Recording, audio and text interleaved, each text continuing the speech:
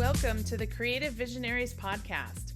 My name is Tori Barker, a digital marketing specialist, business owner, mom, and you guessed it, a creative visionary. This podcast is about inspiring business owners, building connections, sharing success stories, and motivating others. Join me on this journey as we tap into your true potential and unleash your inner visionary. Hi, everyone. Thank you so much for joining me back on the Creative Visionaries Podcast. I am very excited to introduce our guest, Josh Steimle. And Josh, why don't you go ahead and take a minute and introduce yourself? Sure. Well, first of all, thanks, Tori, for having me on. Of course. By way of introduction, I grew up in Southern California. I was born to a rocket scientist and a public school teacher. My dad was a little bit entrepreneurial, I guess, when I was growing up, and he definitely supported me in my entrepreneurial ambitions. I didn't know what the word entrepreneur meant back then, but I loved making money, doing things to make my own money somehow. And so I got some experience while I was in high school selling candy bars from Costco at school and running a skate shop and just doing all sorts of odd little things here and there. And then when I went to college, that's when I first discovered that there was this thing called the business school. I didn't realize that people went to college to do business. I thought people just did it. They just started businesses and ran them. And so when I went to college and found out that I could study business, I became fascinated by that and switched my major from art to business. And then by the time I graduated with my degree, I was already running a business. I had 10 employees. Wow. And that was it. That's what I'm still doing today. So I graduated in 2002. And today I've got a marketing agency and I've got a bunch of different businesses. So I have a holding company called Pando Partners, and we start businesses, or I should say, I start businesses. Well, we start businesses, I start businesses, and then we bring in partners to run those businesses. Awesome. One thing I learned about myself over the past 20 years is that I'm pretty okay at starting businesses and I'm terrible at running businesses. And so this model of starting businesses, but then finding partners has worked out well for me. Well, that kind of leads into the next question I was going to ask you. Since the podcast is Creative Visionaries, do you see yourself as a visionary? And when did that aha moment happen for you? I am definitely a visionary, the way that Gino Wickman talks about visionaries and traction and rocket fuel in those books. It's not the word I would put on my LinkedIn profile or anything like that. But when he talks in Rocket Fuel about visionaries having 100 ideas a week and 90% of them are bad, but the other 10% make the world go round. When I read that, I thought, that's me, because I have those 100 ideas a week. Maybe 99% of mine are bad and one's good. But I definitely have the 100 ideas a week and I want to execute every single one of them. And so I have tons of ideas, but I didn't really get that paradigm of visionary versus integrator, or what a visionary entrepreneur was, until I read that book, Rocket Fuel, which was probably maybe 4 or 5 years ago that I read that. Yeah. Until that point, I was struggling because I wanted to do it all. I had I had a mentor back in, probably around 1999 when I was starting my businesses or my first real business. And he said that most entrepreneurs fit into a certain niche, and like they're really good at starting businesses, or they're good at kind of the middle stage of managing, or they're good at scaling, or they're good at. And when he said that, I thought, well, I want to do it all. And I said, well, what's the problem? Like, why can't entrepreneurs just do all of it? And he said, well, it's arrogance and it's pride. They're not willing to learn. And I thought, well, I'm going to be the guy who's humble and open to learning. And then I just struggled for the next 15 years trying to figure out, like, why is nothing I'm doing working? And when I read Rocket Fuel, I realized this is a huge part of why things are not working out for me. It's because I'm trying to start and run businesses at the same time. And I need that integrator person who just chugs away and gets stuff done. And that is not me. And once I came to grips with that, then everything changed for me. Yeah, I can totally relate. I had a similar experience too with reading Rocket Fuel about a little less than a year ago, and related in the same way. When I first started reading the book, I was sure I was an integrator, and I thought, oh yeah, that's definitely going to be me. I'll read through the book and it'll fit me to a T. And as I started reading and reading, more and more the visionary role really matched me. And like you said, those 100 ideas, and always thinking, new ideas, new ways to do stuff. And so it was a fun moment to kind of have, something to put to that feeling of who I was, and describe, why I was so passionate about so many things. So I can absolutely relate with you. For sure. So, one thing I wanted to have you tell us about. So you have a business called the 7 Systems of Influence, and that's a formula. Is that correct? Right. I got really interested in just influence generally, not influencers like the crazy kids on YouTube, not that type of influence, but just the type of influence we all have on each other, Yeah. whether it's professionally or in relationships or however. I got really interested in studying that a few years ago and started trying to figure out like what are the steps or what's the formula. And over the years, I came up with these 7 systems of influence. And now I leverage that everywhere. I use that with my clients when I'm onboarding a client for a marketing engagement. I use it when I'm creating content. I use it when I'm launching a podcast or writing a book. I go through these 7 systems of influence, and it helps me to figure out how to structure my content. Do you want to touch on what those 7 systems are? Sure. So the first one is vision. Before we create something, we have to have some idea of what it's going to be, a vision of what we want the outcome to be. And once we define that vision and we've got a clear picture of what we want to create, then the next system is Genius Zone, that's the combination of talents, skills, experience, knowledge that you have that makes you unique. So for example, I grew up skateboarding, and by itself, that's not that unique. I mean, there are 20 million skateboarders out there. So I'm not special as just a skateboarder, but I also own a marketing agency. And so when you overlap marketing with skateboarder, and especially somebody who owns a marketing agency with skateboarder, I don't know, I'm sure there's some marketing agency owners out there who skate like I do and love the skateboarding world like I do, but there probably aren't more than 10 or 20 in the entire world. And so when you overlap those 2 zones, which I call expert zones, you get a potential genius zone where you say, this is a place, this intersection, I could live here and I could do amazing things, because I could go to like a Nike and say, hey, I really understand skateboarding, but I also really understand marketing. And I can help you sell a lot of shoes to kids who skateboard because of those dual zones of experience. Right. And we all have multiple genius zones, and we find them by listing out all the things that we know something about, all our expert zones. And then we start overlapping those and see what comes up.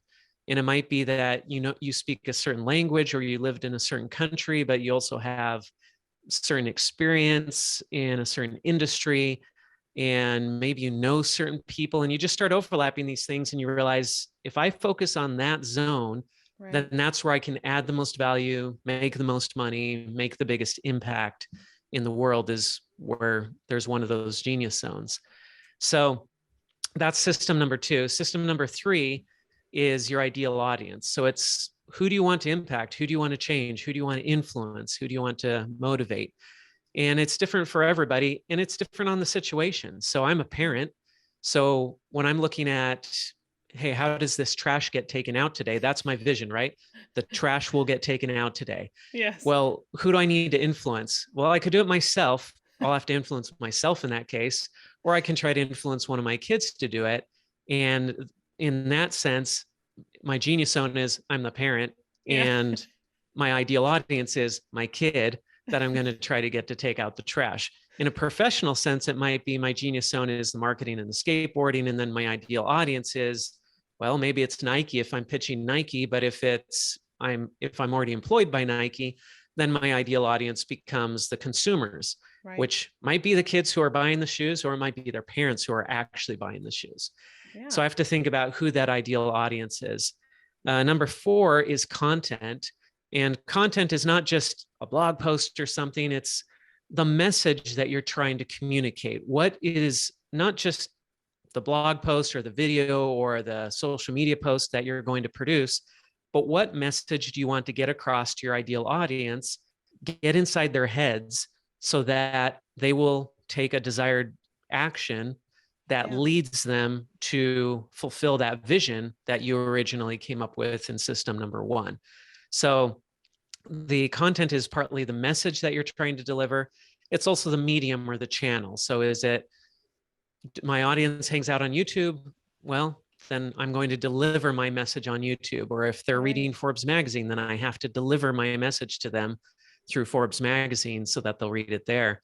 A few years ago, I was writing for Forbes magazine and I wrote an article about SEO. My marketing agency does search engine optimization. And so I wrote an article on how to hire an SEO firm. And this article went crazy on Forbes. It actually generated millions of dollars of revenue for my agency, because anytime somebody went on Google and searched how to hire an SEO firm, this article on Forbes would come up, and then they'd read it and they'd say, hey, he has some good tips. He's in Forbes, so I should be able to trust him.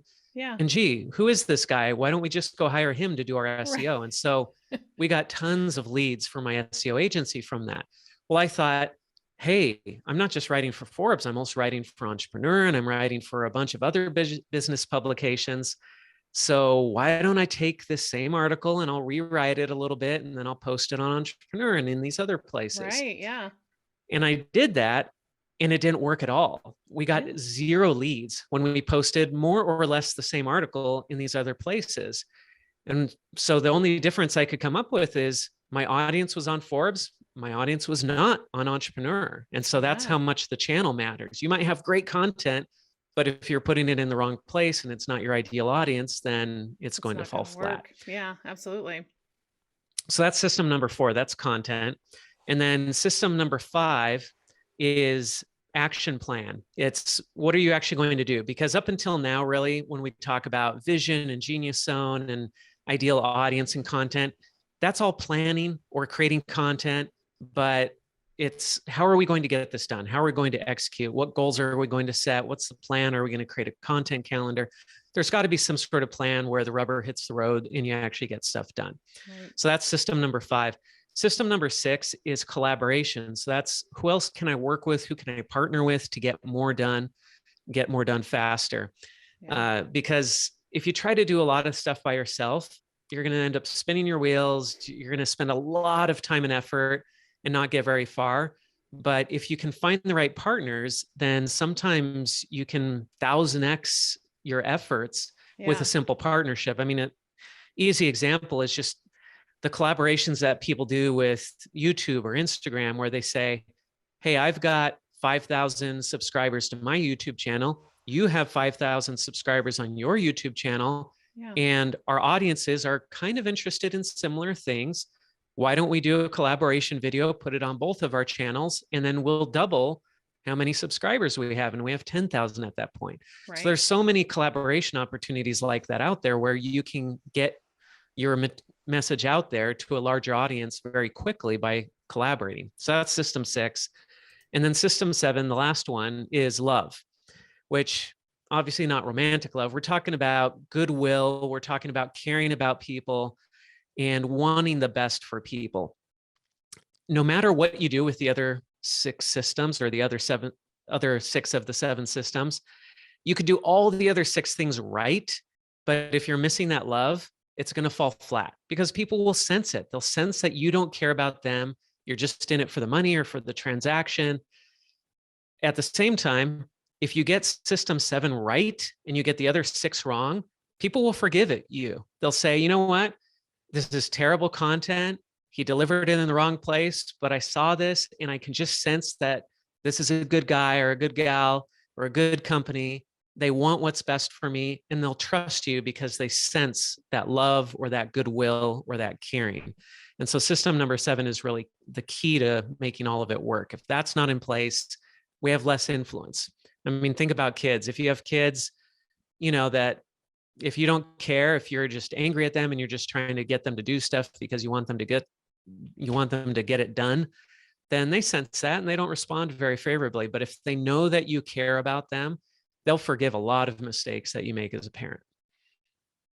I was reading your book, which we'll talk about in a little bit, 60 Days of LinkedIn Mastery.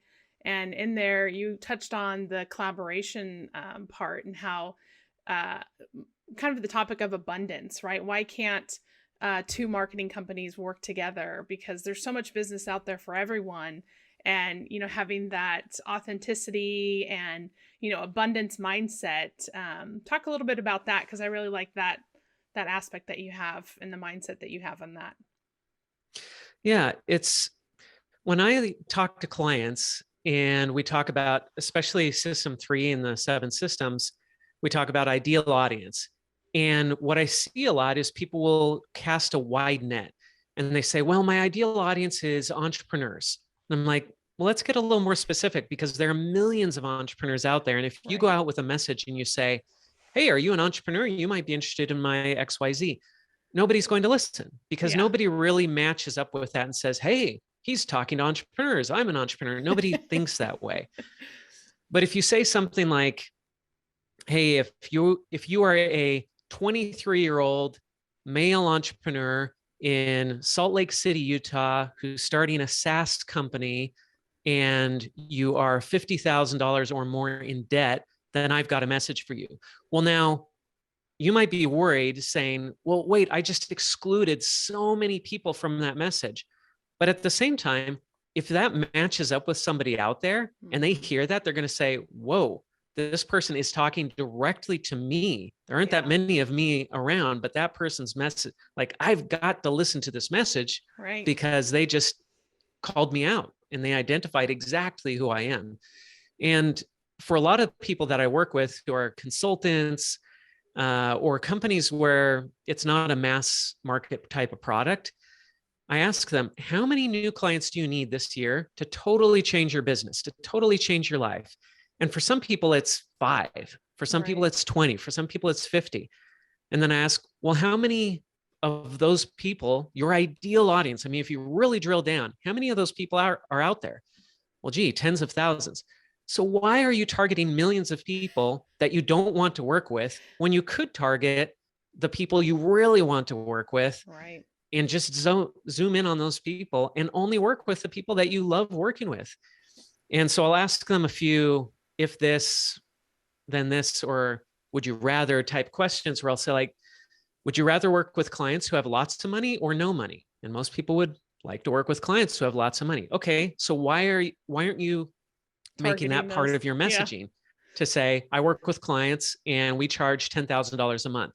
Oh, well, then I'm going to lose all the people who only have 5,000. Well, who cares? You're getting the people who will pay 10,000. Why do you care about losing the people who will only pay 5? Or would you rather work with clients that are near to you, or clients that are far away that you have to travel overseas to go see? Well, but I don't want to exclude the international ones. Well, why? If you only need 5 clients and you would prefer to work with people face to face and just drive 15 minutes instead of flying across the country, why don't you say, I only work with clients in Arizona or Utah or New York or wherever it is that you are, and say, I focus on this geographic area, narrow it down. And the thing is, when you narrow down, you end up getting more of those clients that are your ideal clients. But because of fear, so many people try to cast that wide net and get as many as they can, and they end up getting nobody. Yeah, I love that. It's almost, you start with the mindset shift before you do anything else, because it's figuring out, why you do it a certain way and why you niche down, and getting that ideal client or customer because of the efforts that you're doing to be more, focused on who you're looking for. So I love that. So then one other thing I wanted to talk about, I love, I know you have multiple businesses, and so I'm kind of jumping all over the place, but I wanted to talk about the published author.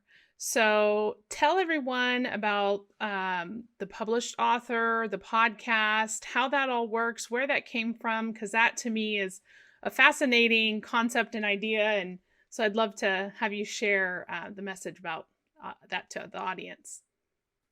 Well, you and I are both visionaries, and so you know how this goes. You're running your business. And then as you're running a business, you come up with an idea or you confront a problem or you see an opportunity and you're like, well, I could do that too. And then the next thought is, well, why not? Why shouldn't I do it too? And of course, everybody around us is like, no, just run your one business, just focus on your one business. But we're like, no, I'm going to start this other business and it's going to be awesome. And I'm going to have two businesses then. And that's how we get sucked into running like 10 businesses at the same time. Yeah. And so that's kind of what happened with Published Author is I had my marketing agency, MWI, and in 2013, I started writing for Forbes, and that led to writing hundreds of articles for 24 publications. And then that led to a book deal. And my first book came out in 2016. Maybe I finished it in 2015. I think it came out in 2016. And once I'd written that book, it took so much work and I put so much effort into writing that book. And I learned so much about the publishing process that I felt like, well, now I can't not write another book because I've gained all this knowledge. Yeah. And after I wrote that book, I started working on this LinkedIn book. But what else happened was people started coming out of the woodwork and asking me for advice on how to do it themselves. So they were looking at the book, but they were also looking at the articles I had written for these magazines. And also that led to speaking engagements. So people were saying, how do I build this thought leadership system like you've done where I can get paid to speak and I can write articles in big publications and I can get book deals? And how do I build that up? And how do I leverage that to grow my business? Right. And so I started coaching entrepreneurs on how to do that just here and there. And then I had a friend, Blake Hanston, came along and he said, hey, you should turn this into like a mastermind, launch a mastermind and train people a little bit more formally, have like a structured process, weekly meetings, and teach people how to do this. So we started a mastermind and we ran that for a few months, but it was kind of just all over the place. Like I would show up and just be like, all right, anybody got any questions about thought leadership? Let's talk. And after a few months, people were kind of like, what's the end game here? Like, what are we working towards? How do we know when we've done it? Yeah. And I thought, yeah, I don't know. I just was showing up and answering questions. I'm the visionary here. Yeah. And so I started thinking about that though. I was like, there's got to be something that ties this all together. And then it came to me one day, it's a book. A book is the one unifying thing that ties together your thought leadership system. Not that everybody has to have a book, but you look at all the public speakers who are getting paid big money, almost all of them have a book. Yeah. And you look at the people who are selling courses online, they've often got a book and the course is based on the book. And so I just started looking at how a book seemed to be this one thing that you could do that could really launch everything else and make the biggest difference for everything else that you might want to do. And the more I looked into that, the more it seemed to be the case. And so I thought, you know what, let's change this thought leadership mastermind into a how to publish a book type of mastermind. And so that's where Published Author came from, was this idea of, hey, let's help entrepreneurs write business books, nonfiction how-to books that they can then leverage to grow their business. So if you've got an accounting firm, you write a book about accounting that will attract your ideal audience and bring them in and help them to know, like, and trust you. And then they want to hire your business because, hey, you're the person who wrote the book on that topic. And of course, people want to work with the best. And when people see a book, somebody once said a book is a business card on steroids.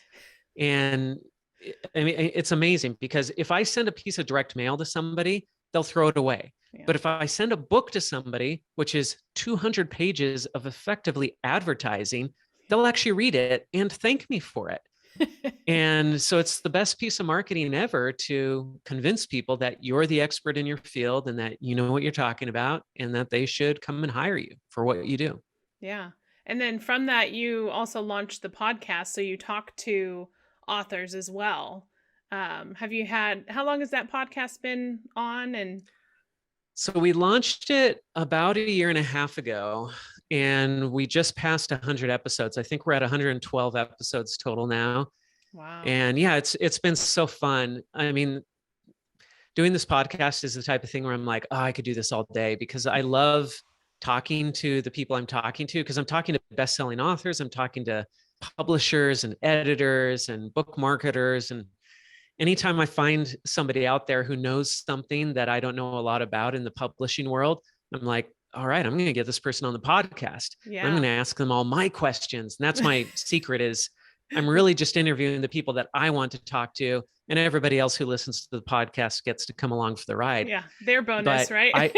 yeah, but I've learned so much from doing the podcast that helps me to help my clients, because nobody knows everything about the publishing industry, but I'm trying to learn everything about it by interviewing all these people. And now that I've done 112, 113 episodes, it's like, man, I've acquired so much knowledge through that I just couldn't have acquired any other way other than going out and interviewing 100 people. But how do you get 100 people to sit down with you? Well, you launch a podcast, and then people are happy to talk to you. Yeah, absolutely. And so my question, did you read all of the books of the people that you interviewed, or how did you manage reading all of those books? No, I didn't. I have a friend, Doug Burdett. He runs the Marketing Book Podcast, and that's one of his rules is he reads the book of everybody he interviews on his podcast. And I don't know how he does it, or at least I don't know how he does that in anything else. Right. For me, I can't do it, but I still want to talk to these people and get their stories. And so when somebody comes along and I'm like, oh, I just know that that's a good book, or that's on a topic that I'd be interested in, then I still get them in and talk to them about their book. And maybe I'll read it someday, maybe I won't. I have so many books that I want to read, and I read a lot. I read anywhere from 75 to 125 books a year, but it's not enough. There's always books that I'm like, oh, I need to read that someday, and just isn't time to get to all the good books out there. And do you do audiobooks and reading, or do you just do reading? Tell me, what's your preference? I do both. For years, I was really into audiobooks only, and I do trail running. And so I'd go out running and I would listen to audiobooks on like double or triple speed. Oh my gosh. So I got a lot of reading in when I was doing a lot of running. And then probably just a year or two ago, I really got back into reading physical books and marking them and dog-earing them and writing notes in the margins and stuff. And so I've been doing a lot more of that lately. So I've always got multiple books in process. So I'm reading, I think I'm reading, let's see, 1, 2, 3. I'm reading at least 4 books right now. And it's kind of that way just all the time that I've got books in different places around the house, and I've got different audiobooks I'm listening to on different topics. And so, yeah. Do you ever find yourself, this happens to me a lot, that you remember something that you read in a book and you're like, I remember I was reading this book, and it's like you're reading 4 of them at a time, but you can't remember which book it came from. And you're like, I know I read it somewhere. Does that happen to you? That happens to me. And the other thing that happens, and this is for those who aren't watching the video of this, the background behind me is a bookcase, and it's all color coordinated. I have all my red books together, yellow books together. And the reason I do that is I can often remember something I read, and I'll remember the color of the cover, but I can't remember the title. And so if I organized my books alphabetically, it wouldn't help me at all. Or if I organized them by topic, that might not help me. But I'm like, oh, I read this really good thing, and it was in a yellow book. And so then I can go to the yellow section on my bookshelf and search there and be like, oh, yep, there it is. It's that book. So that's why I have everything color coordinated. Plus it looks kind of cool, but it really helps me to find the books. Cause I get so many thoughts mixed up, and sometimes it's easy to keep them separate. I mean, like right now I'm reading a business book, but I'm also reading a Civil War history book. I tend not to mix those two genres up too much, but if I'm reading like 4 business books at once, then for sure stuff gets all muddled up. Absolutely. So tell us about your most recent book, The 60 Days to LinkedIn Mastery. So what was the inspiration for that? And, how has that been since you've published that book? Yeah, once again, like nothing seems to happen on purpose for me. It's always like random things happen, and then I'm like, hey, I could turn that into something. So several years ago, when I was writing for Forbes, so LinkedIn rolled out a new platform, and it was a blogging platform. And so I started experimenting with this. And then I thought, you know what? I know how much traffic, views, engagement I get on my Forbes articles, and I can track that on LinkedIn. What if I took one of my Forbes articles and copied it over to LinkedIn?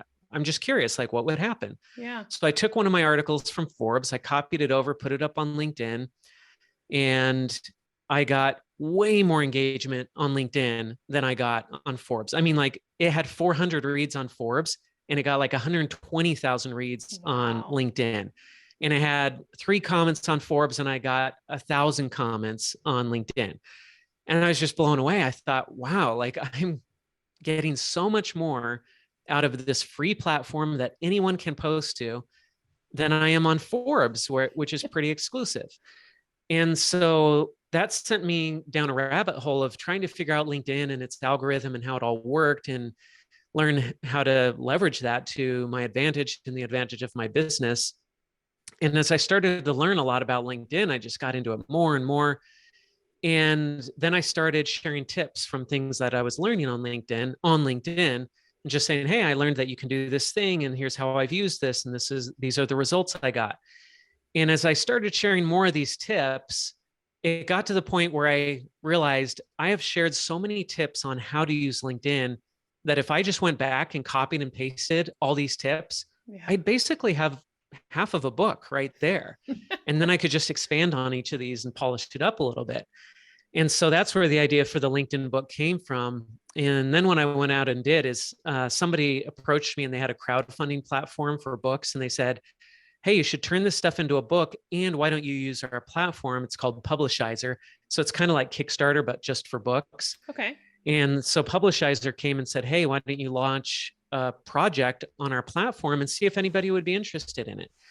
So I did that, and they said it would be good, like really good, if I could pre-sell 500 copies. And I ended up selling, I think, 635 pre-orders. And so I thought, all right, I guess I'm going to do this book. And that was 2.5 years ago. And it took me about 2.5 years to finish the book and finally get it out. But it finally came out in October. I just got the audiobook done literally this week.